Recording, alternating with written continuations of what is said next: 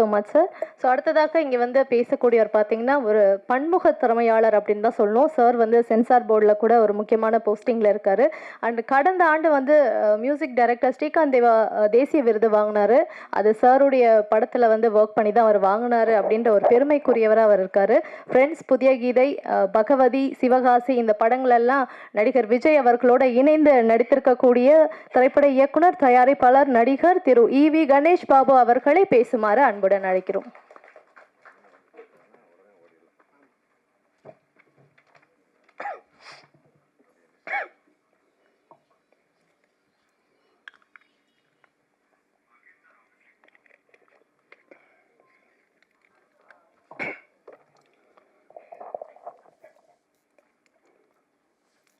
தினமலர் பற்றி நமக்கெல்லாம் தெரியும். அங்கேருந்து ஒரு அம்பி வருவார்னு எதிர்பார்த்தேன். ரெமோ வருவார்னு கூட பார்க்கலாம். அந்நியனே வந்திருக்கிறார். தினமலர் குடும்பத்துலேருந்து ஒருத்தன் வந்து சைவ சாப்பாடு கொடுப்பாங்கன்னு எதிர்பார்த்தோம்.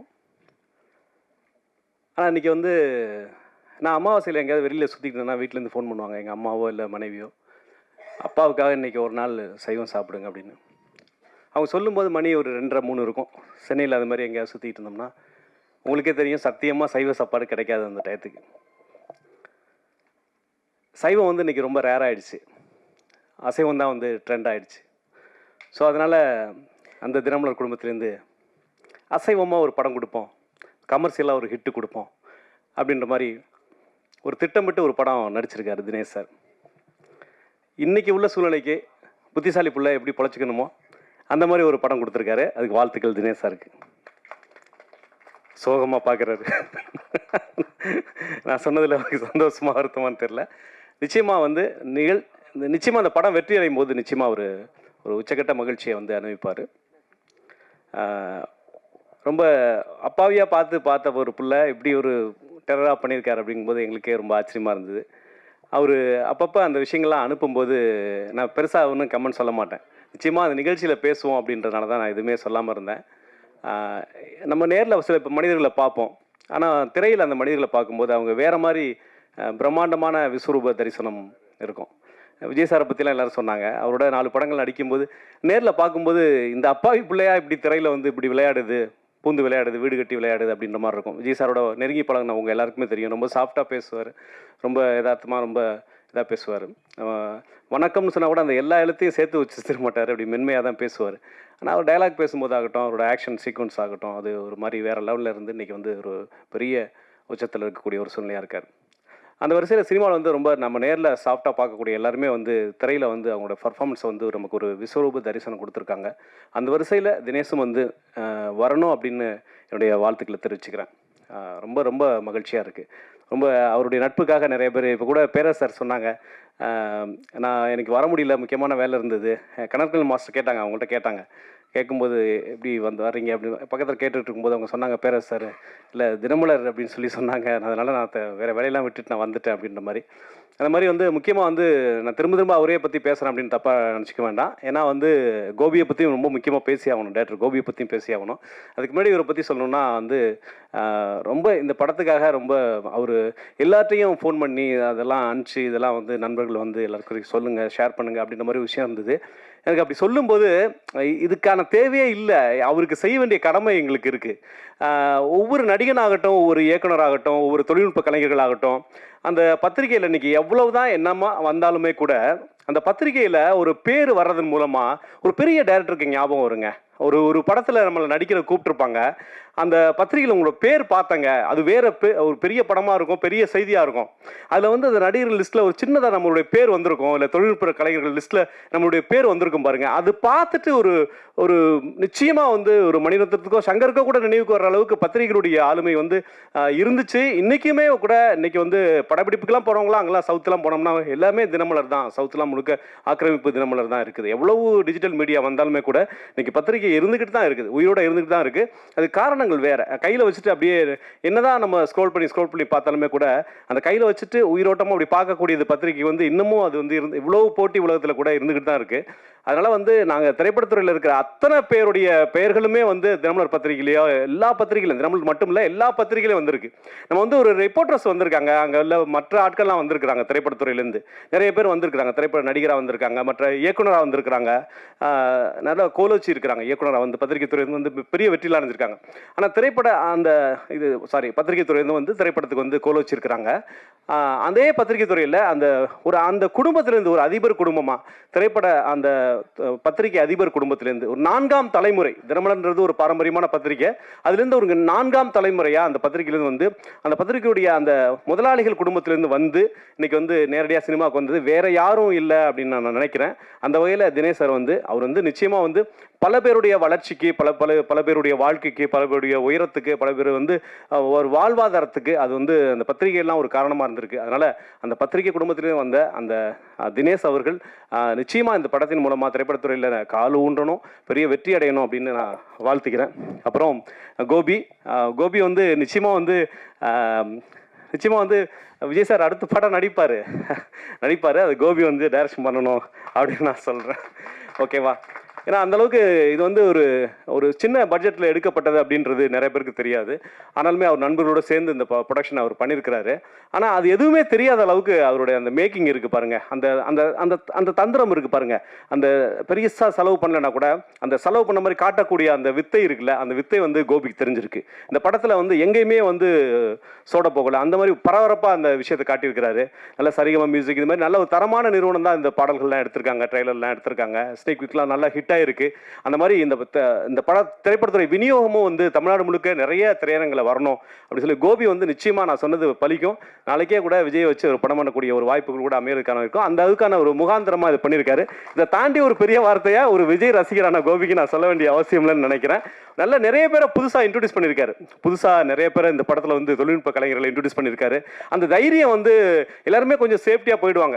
கொஞ்சம் பிரபலமானவங்கள்ட்ட சொல்லிட்டு சார் கொஞ்சம் கம்மி பண்ணிக்கங்க, ஏன்னா தொடர்பு இருக்கும். நான் சினிமாவில் நிறைய கோபி டிராவல் பண்ணியிருப்பாரு, நிறைய பேரோட தொடர்பு இருக்கும். அவர் நினைச்சிருந்தா அந்த தொழில்நுட்ப கலைஞர்களை வந்து நிறைய பேரை வந்து ஏற்கனவே பிரபலமானவங்கள்ட்ட சார் இதில் வந்து என்னால் பேமெண்ட் பண்ண முடியாது, நட்புக்காக பண்ணுங்க, இல்லை குறைவாக பேமெண்ட் வாங்கிட்டு பண்ணுங்க அப்படின்னு சொல்லியிருக்க முடியும்.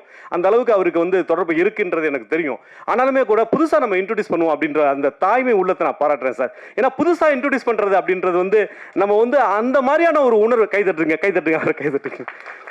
அந்த புதுசாக இன்ட்ரடியூஸ் பண்ணி அவங்க ஜெயிக்கும் போது அப்படியே நம்ம காலரை தூக்கி விட்டுக்கிறது இருக்குல்ல, அது மாதிரி ஒரு விஷயம் கிடையாது. கீதா கைலாசம் இன்னைக்கு வந்து தமிழ் சினிமாவில் தவிர்க்கப்படாத ஒரு அம்மாவாக இருக்கிறாங்க. அவங்கள நான் தான் இன்ட்ரடியூஸ் பண்ணேன், என்னுடைய கட்டில் திரைப்படத்தில் தான் முதல் நடிச்சாங்க அப்படின்ற அந்த விஷயம் இருக்குல்ல, அது நினைக்கும் போது ரொம்ப பெருமையாக இருக்குது. அந்த மாதிரி கோபி வந்து தொழில்நுட்ப கலைஞர்களை வந்து நடிகர்களை, ஹீரோவை இதில் வந்து புதுசாக இன்ட்ரடியூஸ் பண்ணியிருக்காரு அப்படின்னு நினச்சி பார்க்கும்போது எல்லாருமே ஒரு காலத்தில் புதுசாக வந்தவங்க தான். ஆனால் இன்னைக்கு சினிமா வியாபாரம் வந்து புதுமுகம் அப்படின்னு சொன்னால் தயங்குது. அந்த தயக்கத்தெல்லாம் உடைச்சு தான் பல இயக்குநர்கள் வந்து புதிய புரட்சி ஏற்படுத்தியிருக்காங்க. அந்த வகையில் கோபி வந்து இந்த படத்தின் மூலமா ஒரு புதிய தடத்தை பதிக்கணும். அவர் அறிமுகப்படுத்தின தொழில்நுட்ப கலைஞர்கள் அத்தனை பேரும் வந்து கோலோச்சி சினிமாவில் பெரிய சாதனையை படைக்கணும் அப்படின்னு நான் நினைச்சுக்கிறேன். ஆனந்த் சாருக்கு என்னுடைய அவர் நெருங்கி பழகலைன்னா கூட டிஎஸ் சார் வந்து அவரை பற்றி நிறைய தெரியும், நிறைய பேருக்கு நிறைய ஹெல்ப் பண்ணிட்டு இருக்காரு. வாழ்த்துக்கள். சம்பத் நாங்களாம் வந்து விஜய் சார் படத்தில் நடிச்சிருக்கிறோம். ரொம்ப நீண்ட காலமாக 25 ஆண்டு காலமாக அவரோட சேர்ந்து டிராவல் பண்ணிட்டு இருக்கேன். சமீபத்தில் வந்து நம்ம தமிழ் சினிமா அவரை பயன்படுத்துறது கூட மலையாள சினிமா, தெலுங்கு சினிமா வந்து சம்பத் சாரை பயன்படுத்திக்கிறது, சம்பத் ராம் பயன்படுத்திக்கிறது வந்து பெரிய விஷயமா இருக்கு. அந்த வகையில் இந்த படத்தை வாழ்த்து வந்த சம்பத் சாருக்கும் என்னுடைய நன்றி. அப்புக்குட்டி பற்றி சொல்லணும்னா நான் வந்து ஒரு முக்கியமாக சொன்னேன். ஆனந்த் ஒரு விஷயம் சொன்னார், முன்னெல்லாம் சாலிகிராமத்தில் இருந்தால் சினிமா வாய்ப்பு கிடைக்கும், இப்போலாம் இன்ஸ்டாகிராமில் இருந்தால் சினிமா வாய்ப்பு கிடைக்கும்னு. ஓகே, எல்லாமே காலங்கள் மாறிக்கிட்டு இருக்கு, அந்த காலத்துக்கு தகுந்த மாதிரி நம்மளும் வந்து மாறிட்டு இருக்கணும் அப்படின்றது உண்மையா இருந்தாலுமே கூட நம்ம சாலிகிராமத்தை வந்து சினிமா என்னைக்குமே மறக்கக்கூடாது, கோடம்பாக்கத்தை மறக்கக்கூடாது, வடபழனியை மறக்கக்கூடாது, வலசரவாக்கமாக எக்ஸ்டன் ஆயிருக்கு, இதையும் நம்ம மறக்கக்கூடாது. ஏன்னா இன்னைக்கு வந்து சமீபத்தில் ஒரு பெரிய ஹீரோட படத்தில் ஒருத்தருக்காக வெயிட் பண்ணிட்டு இருக்காங்க. அவர் ஏன் அவர் டேட்டு கொடுக்கல அப்படின்னு இருக்கும்போது அவர் வந்து எந்த நிகழ்ச்சியை நான் குறையா சொல்லலை, அந்த நிகழ்ச்சியை நான் குறைவா சொல்ல, அந்த நிகழ்ச்சி வந்து ஒரு 100 படத்துக்கு சமமான நிகழ்ச்சி தான், குக்கு வித் கோமாளி. அந்த நிகழ்ச்சியில் அவர் நடிச்சிட்டு இருக்காருங்க, டேட் இல்லை அப்படின்னு சொல்லி ஒரு பெரிய ஹீரோட படம் வந்து ஷூட்டிங் தள்ளி போகுது. ஏன் வந்து நீங்க வந்து ஒருத்தர் பிஸியா இருக்க ஒருத்தரே வந்து துரத்தி ஒரு டிவியில் ஒருத்தர் பிஸியா இருக்காருன்னா விட்டுருங்களேன். இந்த அப்புக்குட்டி இருக்காரு, எவ்வளவு பேர் அப்புக்குட்டி எல்லாம் வருஷத்துக்கு எல்லா நாளுமா வேலை கொடுத்துட்டோம். ஒரு தேசிய விருது பெற்ற கலைஞன் அப்புக்குட்டி, தேசிய விருது பெற்ற கலைஞன் அப்புக்குட்டி. ஏன் இந்த சினிமா வந்து இந்த மாதிரி ஒரு கலைஞர்களை வந்து சரியா பயன்படுத்திக்க மாட்டேங்குது? இப்போ கோபி பயன்படுத்திருக்காரு, தேடி தேடி பயன்படுத்திருக்காரு. ஏன் இந்த மாதிரி கலைஞர்கள் வந்து, ஏன் நம்ம வந்து ரொம்ப பிஸியா இருக்கவங்களே ஏன் மார்க்கெட்டிங் ஒரு மாயைக்குள்ள ஏன் சிக்கிறோம்? ஒரு ஒரு ஒரு டிவி நிகழ்ச்சியில் இருக்கிற ஒரு நடிகருக்காக ஒரு பெரிய ஹீரோட படம் ஒரு ஷூட்டிங்கே தள்ளி போற அளவுக்கு ஏன் அந்த பெரிய ஹீரோக்காக படம் ஓடாதா? ஏன் வந்து அந்த மாதிரி ஒரு கொடுத்தவங்களுக்கே கொடுத்துட்டு இருக்கோம் வாய்ப்பு? திரும்ப திரும்ப திரும்ப திரும்ப இவங்களா இருந்தா உள்ள மார்க்கெட்டிங் இருக்குன்ற ஒரு மாயையை நம்ம கிரியேட் பண்ணிட்டு இருக்கோம். நமக்குள்ள நிறைய பேர், நம்ம பக்கத்துல நிறைய பேர் அப்புக்குட்டி இருக்காங்க. எனக்கு நல்லா ஞாபகம் இருக்கு, ஜனநாதன் சார் சத்தியம் தியேட்டர்ல அன்னைக்கு பேசுறாரு. தேசிய விருதோட கமிட்டியோட அந்த சேர் பர்சனா ஜனநாதன் சார் இருக்கும்போது எவ்வளோ பேர் மலையாளத்துல பெங்காலத்துல எவ்வளோ பேர் இருக்கும்போது அந்த அப்புக்குட்டிக்கு தான் அது கிடைக்கணும் அப்படின்னு சொல்லி நான் ஃபைட் பண்ணி வாங்கி கொடுத்தேன் அந்த தேசிய விருது அப்படின்னு நம்ம ஜனநாதன் சொன்னார். அந்த அந்த அந்த காட்சி இன்னும் எனக்கு இருக்கு. அப்புக்குட்டி மாதிரியான கலைஞர்கள் நம்ம சினிமாவில் நிறைய பேர் இருக்காங்க. ஆண்கள் இருக்காங்க, பெண்கள் இருக்காங்க, வயது மூத்தவர்கள் இருக்காங்க, இளையவர்கள் இருக்காங்க, குழந்தைகள் இருக்காங்க.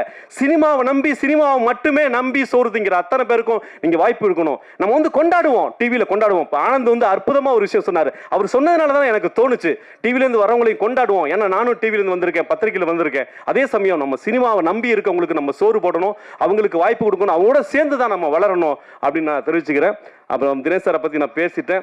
அப்புறம் சவுந்தரராஜன் இன்னைக்கு வந்து திரைப்படத்துறையில இருந்துகிட்டு விஜய் சாரோடைய அவருடைய கட்சியில செயல்பட்டுக்கிட்டு, ஏன்னா நிறைய பேர் பயப்படுவாங்க. ஒரு பக்கம் திரைப்பட விநியோகம் வேற ஒரு கட்சி வேற ஒரு அரசியல் இந்த மாதிரி போயிட்டு இருக்கு. நான் அங்க போயிட்டா என்னுடைய திரைப்பட வாழ்க்கை பாதிக்குப்பான் அப்படின்னு பத்தி எதை பத்தியுமே கவலைப்படாம ஒரு தைரியமான ஆளு இன்னும் வந்து இன்னைக்கு நான் வந்து விஜய் சாரோட ஆளு தான் அப்படின்னு சொல்லிட்டு சமீபத்தில் சேரன் சார்ட்ட கிட்டத்தட்ட 2 மணி நேரம் பேசிட்டு இருந்தோம். நான் சவுந்தரராஜன் சேரன் சார் 3 மணி நேரம் 2 மணி நேரம் பேசிட்டு இருந்தோம். அப்ப 2 மணி நேரத்துல வேற வேற சப்ஜெக்ட்லாம் சினிமா பத்தி நிறைய வந்தது. பெரும்பாலும் விஜய் சாரோடைய அந்த நேசிப்பு, அந்த அவர் வச்சிருந்த நேசிப்பு, சவுந்தரராஜன் வச்சிருந்த நேசிப்பு வந்து இன்னமும் அப்படியே கண்ணுபடி நிக்குது. ரொம்ப சந்தோஷமா இருக்குது. ஏன்னா இன்னைக்கு சூழல், திரைப்பட விநியோக சூழல் வேற மாதிரி ஒரு சூழல் இருக்கும்போது நான் என்னுடைய கேரியரை பத்தி நான் கவலைப்பட மாட்டேன், நான் வந்து விஜய் சாரோட தான் செயல்படுவேன் அப்படின்னு நிற்கும் போது அந்த தைரியம் வந்து ஒரு பெரிய விஷயமா இருந்தது.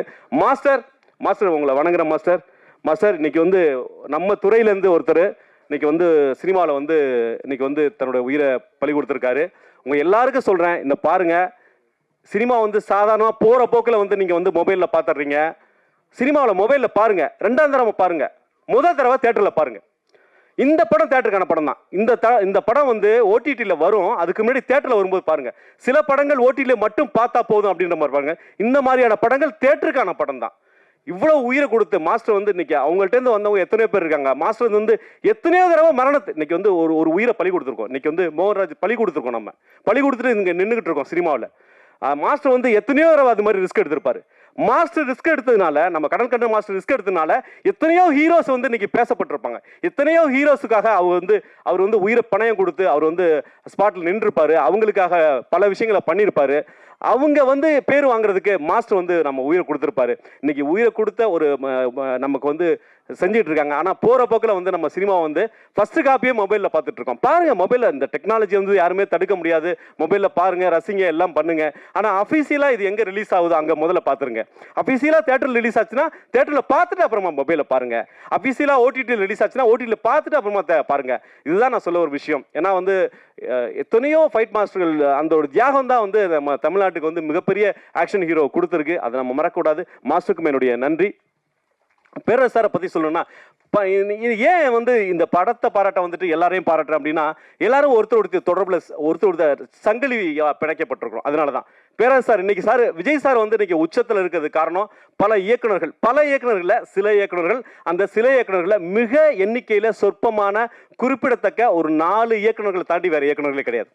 அந்த 4 இயக்குநர்கள் இல்லைன்னு சொன்னா, அந்த விக்ரமன் சார் தொடங்கி அதுக்கப்புறம் வந்த ஒரு 4 இயக்குநர்கள் இல்லைன்னு சொன்னா இன்னைக்கு விஜய் சார் இல்லை. அந்த 4 இயக்குநர்களில் மிக மிக முக்கியமான இயக்குனர் நம்ம பேரரசர். அவர் விஜய் சார் சமீபத்தில் கடைசியா அதிரி புதிரியா உண்மையான மக்களுக்கு பிடிச்ச ஹிட் கொடுத்த படம் கொடுத்ததுன்னு சொன்னா சத்தியமா சொல்லுங்க, பேரரசர் படத்தை தாண்டி அதுக்கப்புறம் ஒரு படம் கொடுத்தான்னு சொன்னா இல்ல. மார்க்கெட்டிங்கால ஒரு விஸ்வரூபமா பேசப்பட்டிருக்கலாம், வியாபாரத்தில் அதை தாண்டி போயிருக்கலாம், அதை தாண்டி நிறைய வசூலா இருக்கலாம். ஆனா ஒரு எல்லாருக்கும் பிடிச்ச மாதிரி ABC எல்லா சென்டர்லையும் பிடிச்ச மாதிரி ஒரு படத்தை கொடுத்தது விஜய் சார் கடைசியா கொடுத்தது வந்து திருப்பாச்சி சிவகாசி தான். அப்படி ஒரு பெரிய ஹிட்டை கொடுத்த ஒரு பேரரசு சார். மலையாளத்தில் இது மாதிரி ஒரு ஹிட் கொடுத்த ஹீரோ இருக்கா, டேரக்டர் இருக்கான்னு சொன்னால் அந்த ஹீரோ திரும்ப அந்த டேரக்டரை கூப்பிட்டு வாங்க நம்ம படம் பண்ணுறோம் அப்படி சொல்கிறாங்க. மலையாளத்தில் ஒரு ஹீரோ கொஞ்சம் பின்னணி டேரக்டர் கூப்பிட்டு ஹீரோவுக்கு படம் கொடுக்குறாங்க.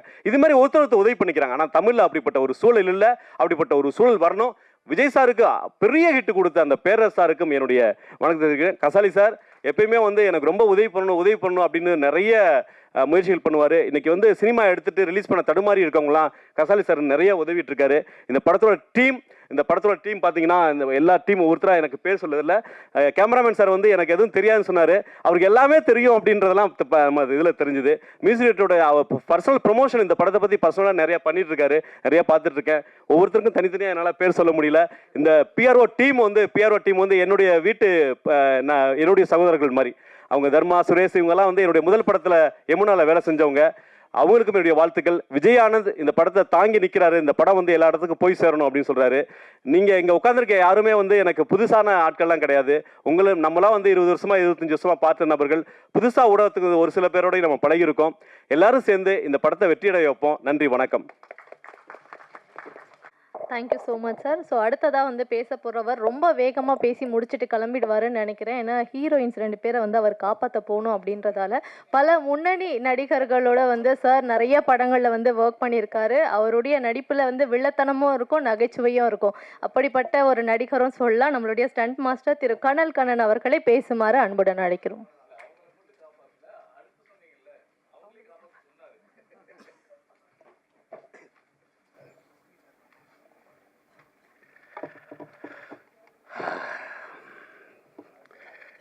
நான் அப்படிலாம் சொல்லவே இல்லைங்க. இல்லை ஒரு படத்துக்கு ப்ரமோஷனுக்கு ஏன் வரலன்னு முடியல. அனைத்து பத்திரிகை நண்பர்களுக்கும் இந்த விழாவில் பங்கேற்கும் சகோதர சகோதரிகளுக்கும் மேடையில் அமைந்திருக்கும் ஜாமான்களுக்கும் முதல் வணக்கம். அப்படி ஒரு பெரிய விஷயத்தில் நான் சொல்லவே இல்லை. நான் கேட்டேன், ஒரு படத்தோட முக்கியமான ஒரு கதாநாயகன் இருக்கும்போது கதாநாயகி கண்டிப்பாக வர வேண்டும் இல்லையான்னு கேட்டேன். அவங்க ரொம்ப நிறைய படங்கள் பண்ணி பிஸியாக இருக்காங்களா தெரியல, எனக்கு பேர் தெரியல, அதனால தான் கேட்டேன். தப்பாக என் பேர் தெரியாமல் அந்த ஆடியோ பக்ஷன் வந்திருக்காரு. இல்லை இப்போ கதாநாயகர் சொன்னார், இல்லை அவங்க ஏதோ பிஸியாக இருக்காங்க. சரி, பிஸியாக இருக்க நல்ல விஷயம்தான். ஸோ இருந்தாலும் ஒரு படத்தை மதிக்க வேண்டும். அது யாராக இருந்தாலும், நாங்கள் இந்த படத்தில் பணிபுரியவில்லை என்றாலும் இந்த திரைப்பட ட்ரெய்லரை நான் ஒரு 2 days முன்னாடி பார்த்து இது ஒரு அருமையான ஒரு, அதாவது நான் ஏன் சொல்ல வேண்டும் இல்லை, நாங்களே சொல்ல வேண்டும் என்றால் ஒரு படத்தின் முன்னோட்டம் தான் அந்த படத்துடைய கதையை நிர்ணயிக்கும், அந்த படத்துடைய குவாலிட்டியை சொல்லும். அந்த விஷயத்தில் இது முதல் குவாலிட்டியில் இருப்பது பார்த்து பெருமை அடைகிறேன். ஏன்னா நாங்களும் எத்தனையோ படங்கள், எத்தனையோ ட்ரெய்லர்ஸ் நாங்களும் கட் பண்ணுறோம், எத்தனையோ வெளியே விடுறோம். இருந்தாலும் அந்த படத்தில் ஒரு அருமையான ஒரு முன்னோட்டம். அதுவும் அந்த எழுத்து மேற்கும் கோபி அவருடைய முயற்சி மிகப்பெரிய வெற்றி அடையும் கண்டிப்பாக. ஏன்னா அந்த படத்தில் ஒரு கான்செப்டாகவே நல்லா இருக்குது. 26ன்னு ஒரு விஷயம் சொல்லியிருந்தார், அது ஒரு நம்பிக்கை, அது நல்ல விஷயம்தான். ஒவ்வொருத்தருக்கும் ஒரு நம்பிக்கை இருக்கும்ல. நம்ம இளவரசருக்கு ஒரு நம்பிக்கை இருக்கும். என்ன சார் பேரு சாருக்கு ஒரு நம்பிக்கை இருக்கு. இல்லை ஒவ்வொருத்தருக்கும் ஒரு நம்பிக்கை இல்லை.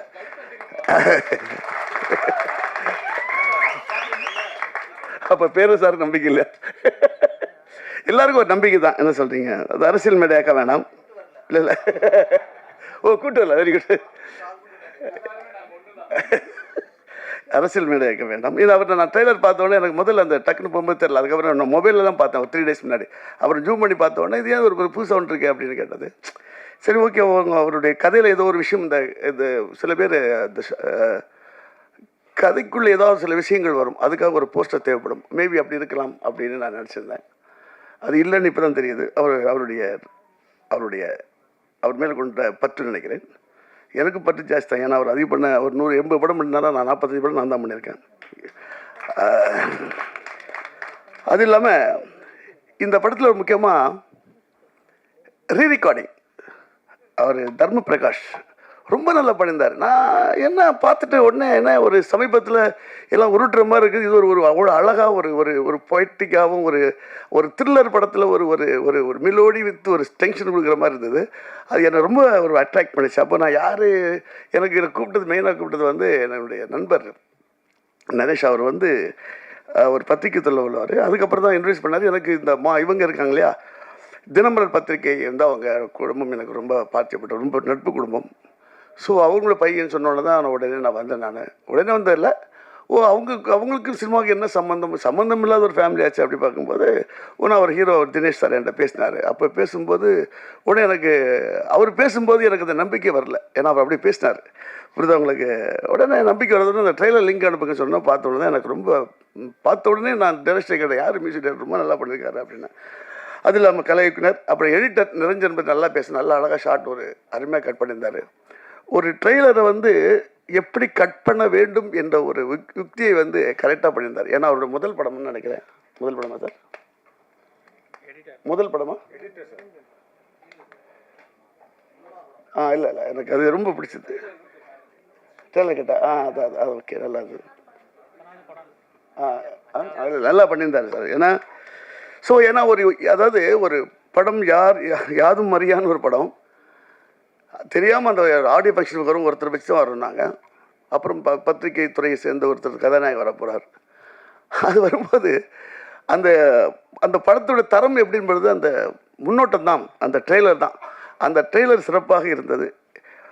இருந்தாலும் இந்த படத்தில் நடித்த அப்புக்குட்டி, மேலும் தினேஷ், தம்பி தினேஷ் அவரும், மேலும் அந்த மலை மேல் நிற்கும் அந்த கதாநாயகர் 2 பேருக்கும்,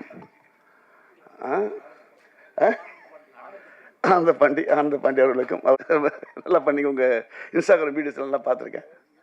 ரொம்ப நல்லா பண்ணுறீங்க, வாழ்த்துக்கள்.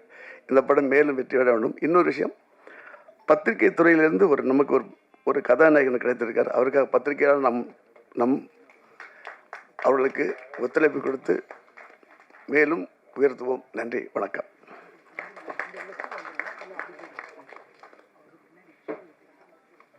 நன்றி சார், நன்றி.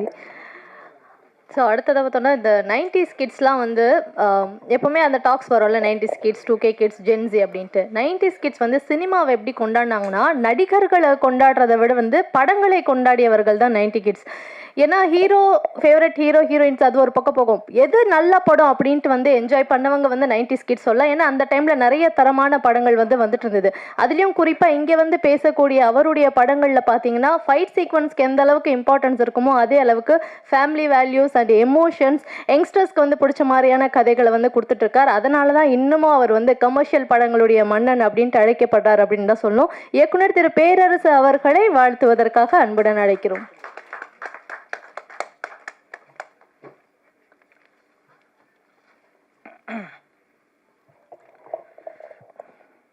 அனைவருக்கும் வணக்கம். எப்பவும் பிரசாத் தரப்பில் ஒரு 3 நேரம் ஸ்பெண்ட் பண்ணுவேன். இன்றைக்கி முழு நாள் ஸ்பெண்ட் பண்ணுற ஆகி போச்சு. அடுத்த ஃபங்க்ஷன் வேறு இருக்குது. இந்த மேடை கொஞ்சம் வித்தியாசமான மேடை தான் அது. சரி, முதல்ல அது சிறப்பு என்னென்னா, இயக்குனர் கோபி வந்து தளபதி விஜய் சாரோட ஃபேன். அதுதான் சிறப்பு. அதோட பிரதிபலிப்பு தான் இந்த மேடை. அவர் முடிவு பண்ணிட்டார், இந்த மேடையில் உட்காருவேன் யாராக இருந்தாலும் விஜயோட ஏதோ ஒரு இதில் கனெக்ஷன் ஆகிருக்கணும். ஒன்று நடிச்சிருக்கணும், இல்லை ஃபைட் மாஸ்டராக இருக்கணும், இல்லை டேஷ் பண்ணியாக தொலைஞ்சிருக்கணும். இது என்னையை கூட்டுவது இங்கே வந்து நான் வந்து ஒரு இயக்குனர் பேரரசு, இயக்குனர் சங்க பொதுச் செயலாளர் அதெல்லாம் இல்லை. விஜயை வச்சு டைரக்ட் பண்ணது யார் தேடுங்கிட்டு இருக்காப்புல. இந்த பேரரசன் ஒருத்தர் இருக்கார், கூப்பிடுங்க போதும். 2 கூட பண்ணியிருக்காரு, அது போதும் கூப்பிடுங்க. இதுதான் இன்றைக்கி நான் இங்கே சிறப்பு விருந்தினர் இல்லை, விஜய் வச்சு 2 கூட பண்ண அந்த ஒரு தகுதி தான் எனக்கு. விரும்பி கூப்பிட்ருக்காரு கோபி, வாழ்த்து. இன்னொன்று, இதில் நடிகை எல்லாருமே மேக்ஸிமம் நம்ம படத்தில் ஒர்க் பண்ணவங்க தான். அப்புட்டியாக இருக்கட்டும், சம்பத்ராமா இருக்கட்டும், கணேஷ் பாபா இருக்கட்டும், சமுத்திரம் சீக்கிரம் இணைவோம். கனல் சார் தான் திருப்பாச்சிக்கு முதல்ல ஃபைட் மாஸ்டராக ஃபிக்ஸ் ஆனது. பேசிலாம் முடிவு பண்ணியாச்சு. கரெக்டாக நாம் ஷூட்டிங் ஆரம்பிக்கும்போது அவர் வேற ஒரு படத்தை பிஸி ஆகிட்டார். அதனால அப்போ கொஞ்சம் ஒரு மாற்றம் வந்துருச்சு. எல்லாருமே விஜயோட ஆளுக்கு தான். இந்த கடை மாஸ்டர் இங்கே ஒத்துக்கதே வேணும். எல்லோரும் விஜயோட ஆளுக்கு தான். நம்ம கணேஷ் பாபு சொன்னார். ஆமாம், ஜி சாருக்கு 2 மிகப்பெரிய வெற்றி படம் கொடுத்தவர் பேரரசு அப்படின்னாரு. நான் அப்படி எப்பவுமே நினைக்கிறதில்ல. விஜய் எனக்கு லைஃப் கொடுத்தாரு. அதான் ஒரு லைஃப்பில் 2 லைஃப் கொடுத்தாரு. ஆமாம், அந்த இது நம்மளுக்கு வாழ்நாள் ஃபுல்லாக ஒரு பெருமையான விஷயம். அப்புறம் இந்த படத்தோட நாயகன் தினேஷ், பத்திரிக்கையாளர். சிலர் ஹீரோவாக வருவாங்க, பல துறையிலேருந்து வருவாங்க, ஆசையில் ஆர்வத்தில் வருவாங்க. அது படம் பார்க்கும்போது தெரிஞ்சுக்குவோம், இது ஆசைக்காக நடிச்சிருக்காங்க, ஒரு ஆர்வத்தில் நடிச்சிருக்காங்கன்ட்டு. ஆனால் அப்படி தான் நினச்சேன். சரி, பத்திரிக்கை திறந்து அவர் ஒரு ஆர்வத்தில் பண்ணியிருப்பாரோன்ட்டு. இது முழுக்க ஒரு நடிகருக்கான தகுதி, முழு தகுதி இருக்கு அவருக்கு. ஆசைக்காக ஆர்வத்துக்காக ஒரு கலை வெறி. அந்த கலை வெறி தான் கொலை வெறியோட உட்காந்துருக்காரு. அந்த கேரக்டரை இன்னும் அதுலேருந்து இன்னும் மாறலாம், பயமாக இருக்குது. பார்க்கும்போது என்ன சொன்னால் கூட சிரிக்க மாட்டேங்கிறாரு. ஆமாம், ஆனால் அவர் ஒரு வாரத்தில் காதல் மன்னன் ஜெமினி கணேசன், அதுக்கப்புறம் காதல் இளவரசன் கமல்ஹாசன் வந்தார். அதுக்கடுத்து ஒரு இடத்துக்கு ஆளை காணோம். இதில் ஒரு பெட்ரூம் சீன் இருந்துச்சு, அது போதும். மனுஷன் புகுந்து விளையாண்டார்.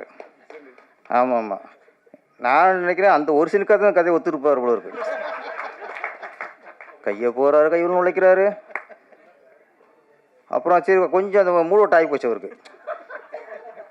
மூளோட்டை ஆனோடனே டக்குனு செல்லை பார்த்து போய் ஏற்றிக்கிறார். இதெல்லாம் புது இயக்குனர் புதுசாக சிந்திச்சிருக்காரு. அவர் பாக்கியராசர் முருகன்கா சொன்னார். இது அதே மீறிடுச்சு. இப்போ டல்லாயிருச்சா, ஒன்றும் இல்லை, செல்ஃபோனை எடு, அப்படியே ரீல்ஸ், அதுக்கு பேர் ஏதோ ஒன்று மூடு எடுத்துட்டு எதாவது இருந்தாண்ணா. 2 பொம்பளை பார்த்தாரு, திருப்பி கையை போட்டார். அது முறைச்சிச்சு. அப்போதைக்கு டைலாக், லவ்வு தான்மா. எல்லாமே அங்கே அப்படி தான் ஆரம்பிக்கும், அது எங்கேயும் முடியுங்கிறது அப்புறம். அது மாதிரி அந்த ஒரு சீனில் அவர் தினேஷ் பூந்து விளையாண்டான்னு சொல்லலாம். ஆமாம் சார், இந்த படத்துக்கு ஒரு சீன் போதும் சார். என்ன சார், நீங்கள் ஆக்சுவலாக எனக்கு அந்த ட்ரெஸ் தான் உட்காந்துருக்கணும். அது சந்தோஷமாக அந்த ஃபீல் பண்ணிக்கணும். அதனால தான் இப்போ ஹீரோனி ஏன் வரலன்னா, அது மலை மலையெல்லாம் உட்காரல, சிக்கலை. இன்னும் அந்த மூட்லேருந்து மாறாமல் இருப்பாரோ அப்படிங்கிற ஒரு பயம், நமக்கும் பயம் இருக்குல்ல. அதனால் பத்திரிக்கையாளர்ன்ட்டு ஒரு ஹீரோவாக இருக்காரு நான் சாதாரண நினச்சிட்டேன். சார் அதுக்கு சொல்ல, உங்களோட ரியாக்ஷன் எல்லா லவ் சீனும் சரி, அந்த சீரியஸ் சீனும் சரி, ஒரு சிறந்த நடிகராக வந்திருக்கு. கண்டிப்பாக இந்த படத்துக்கு அப்புறம் நீங்கள் அந்த பத்திரிக்கையாளன் அதெல்லாம் ஓரம் கட்டிட்டு முழு நேர நடிகராயிருங்க.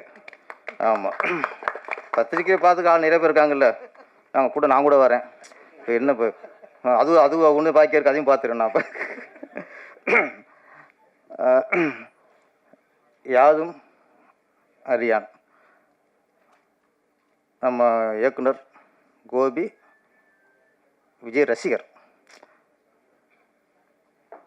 இவர் விஜய் ரசிகராக இருந்து படம் எடுக்கும்போது விஜயோட ஏதாவது ஒரு விஷயத்தை பதிவு பண்ணணும். அவர் ரசிகராக இயக்குனராக பதிவு பண்ணது அந்த பெட்ரூம் சீனை, நிறைய சீன் இருக்கு. அவர் விஜயோட ரசிகராக பதிவு பண்ணுறது விஜயை பற்றி அந்த 2006 2020 பேக்கில் போயிட்டேன். நான் ஏன் அதுக்கு போயிட்டேன், திருப்பாச்சிக்கு போயிட்டேன். கொஞ்சம் ஃப்ளாஷ்பேக் அதிகமாக போகுது உங்களுக்கு. 2026 ஆமாம், அதில் விஜய் சார் எப்போ பார்க்கணுங்கிற அவருடைய கனவு, ஆசைகள், நம்பிக்கைகள் என்னவோ சொல்லலாம். ஓகே, விஜய் மேலே உள்ள பற்று எல்லாம் சொல்லலாம். நான் வந்து விஜய் சார்கிட்ட முதல்ல இயக்குனராக தான் கதை சொன்னேன். இயக்குனராக சொல்ல, ஒரு உதவி இயக்குனராக நான் அவர்கிட்ட கதை சொன்னேன்.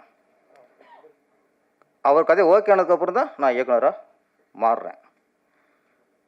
அப்போது உதவி இயக்குனராக வந்து இயக்குனராக மாறியாச்சு. இப்போ விஜய் சார் வச்சு நான் படம் பண்ணுறேன். அதுக்கப்புறம் நான் வெறும் இயக்குனர் இல்லை, அப்போ நான் விஜயோட ரசிகரை மாறிட்டேன். ஏன்னா ஒரு மாசியருக்கு படம் பண்ணும்போது எந்த இயக்குனரும் அவங்க ரசிகரை மாறிடணும். அப்போ தான் ரசிகருக்கு திருப்தியாக படம் கொடுக்க முடியும். நான் ஃபஸ்ட்டு திருப்பாச்சி கதை சொல்லும்போது அந்த ஓப்பனிங் அருவப்பற்ற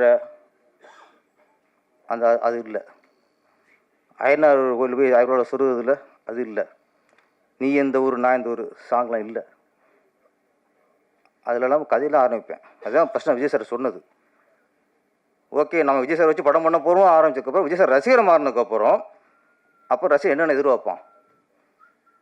அப்போ தான் ஒரு ஓப்பனிங், ஒரு பில்டப்பு, அதுக்கப்புறம் ஓப்பனிங் சாங் வேணும், ரஜினி ஸ்ரீ ஒரு சாங் வேணும், இதெல்லாம் பண்ணது. அது மாதிரி நிறைய மாற்றங்கள் அப்புறம் பண்ணினான்.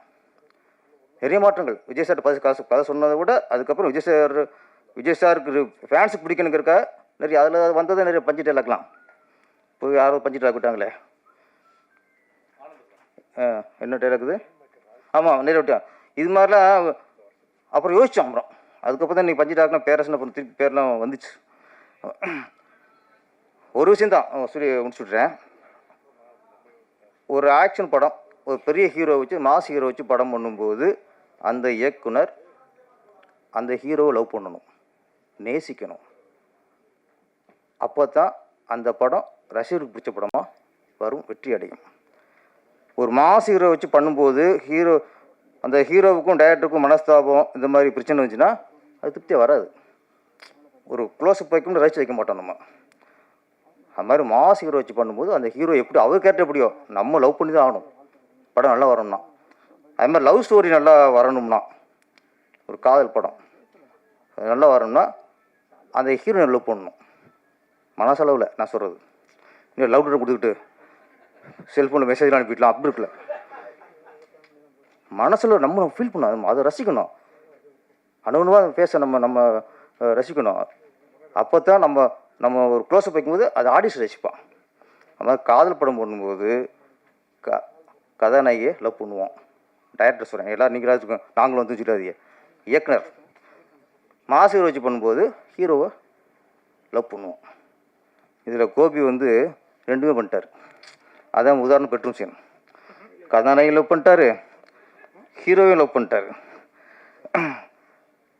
மாஸ்டர் சொன்ன மாதிரி இதில் ரெக்கார்டிங் சூப்பர். அவர் சொன்னார் சும்மா உருட்டு வாங்கினார், இதில் உருட்டில் மிரட்டியிருக்காங்க. ஆமாம், எடிட்டிங் எல்லாமே நல்லாயிருக்கு. கோபி சார், நீங்கள் மிகப்பெரிய இயக்குனராக வரக்கான தகுதி இந்த டீலரை காட்டிய. இந்த படம் மிகப்பெரிய வெற்றி அடைந்து நம்ம தினேஷ் சார் மிகப்பெரிய ஹீரோவாக உருவெடுத்துடணும். கோபி வந்து மிகப்பெரிய வெற்றி படைய இயக்குனர் உருவாகிட்டு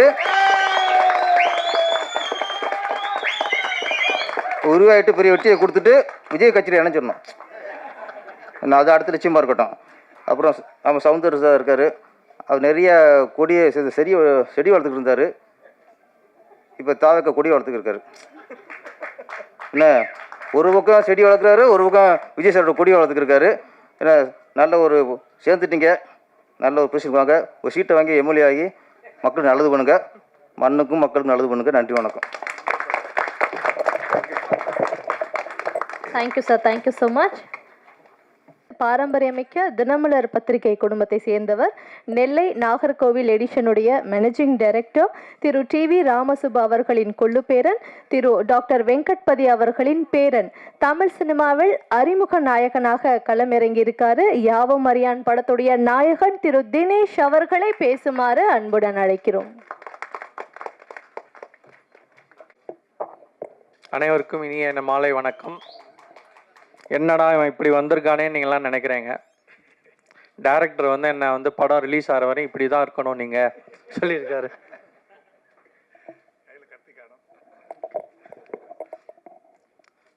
நான் வந்து இந்த ஒரு நிமிஷத்துக்காக தான் நான் இவ்வளோ வருஷமாக நான் ஆசைப்பட்டு இருந்தேன்.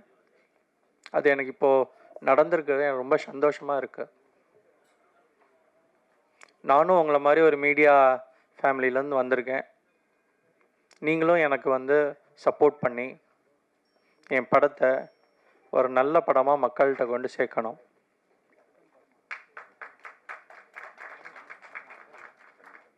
இந்த கதையை நான் கேட்கும்போது டைரக்டர் வந்து என்கிட்ட வந்து நல்ல ஒரு அதை ஃபீல் பண்ணி சொன்னார்.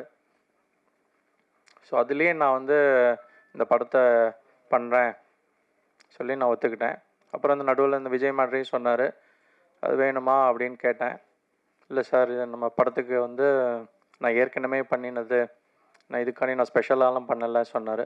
சரி ஓகே இருக்கட்டும் அப்படி சொல்லி நாங்களும் தைரியமாக பண்ணி முடிச்சிட்டோம். நான் வந்து உங்கள் வீட்டு பிள்ளை, நீங்கள் தான் என்னை ஒவ்வொரு படியாக என்னை மேலே ஏற்றி விட்டு உச்சத்துக்கு கொண்டு போகலைனாலும் ஓரளவு மக்களுக்கு தெரிகிற ஒரு நடிகராக என்னை நீங்கள் கொண்டு போய் நிறுத்தணும். நாங்கள் எல்லாரும் ஒரு சின்ன ஒரு பட்டிங் டீம் தான். எங்கள் கூட ஒர்க் பண்ண எல்லாருமே வந்து ஒரு 2 படம் 3 படம் பண்ணவங்க தான். யாருமே 10 படம் 50 படம் பண்ணவங்க கிடையாது. ஸோ இதில் எல்லாருமே இரவு பகல் பார்க்காம எங்கள் கூட நல்லபடியாக உழைச்சி கொடுத்துருக்காங்க. எல்லாருக்கும் யாதும் மரியான் சார்பாக எங்களோட நன்றிகள்.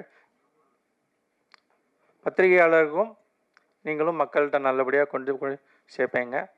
தேங்க்யூ. இந்த மேடையில் வந்து அமர்ந்திருக்கும் பெரியவர்களுக்கும் எனது அன்பான வணக்கம். நீங்கள்லாம் வந்தது எனக்கு ஒரு பூஸ்ட் கிடைச்ச மாதிரி. தேங்க்யூ.